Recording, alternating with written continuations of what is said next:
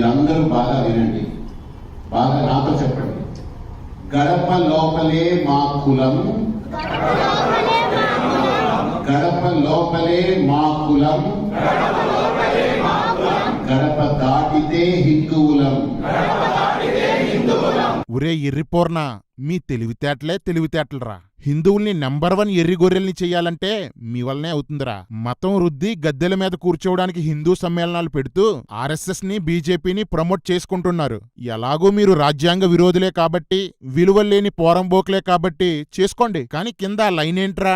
గడపలోనే కులం, గడప దాటితే అందరూ హిందువులేనా? అరే ఎర్రిపోర్న మతోన్మాద పిలకబత్తాయిలు, గడప బయట అందరూ హిందువులే అయితే ఎస్సీ ఎస్టీ పేటలు ఊరి బయట ఎందుకున్నాయిరా? మీరుండే ప్రాంతాలు అగ్రహారాలు, వారుండే ప్రాంతాలు పేటలోనురా. ఇది వివక్ష కాదా?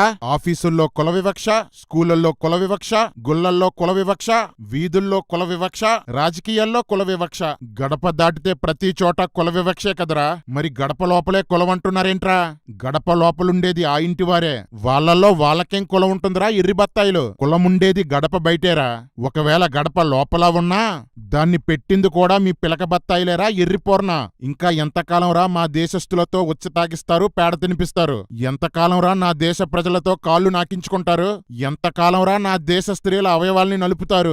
రే మతోన్మాద బాపన బత్తాయిలు, నా దేశం ఎప్పుడూ గుడ్డితనంలోనే ఉండిపోతుందనుకోకండి. కళ్ళు తెరుస్తుంది. అవతారాలు, ఆచారాలు, పురాణాలు, పూజలు అన్నీ పురోహితుల కల్పితాలే అని తెలుసుకుంటుంది. అప్పుడు మీ పిలకల్ని జాడించి కొడతారా. గమనిక, ఈ తిట్లు కేవలం మతోన్మాద బాపనోలకు మాత్రమే వర్తిస్తాయి.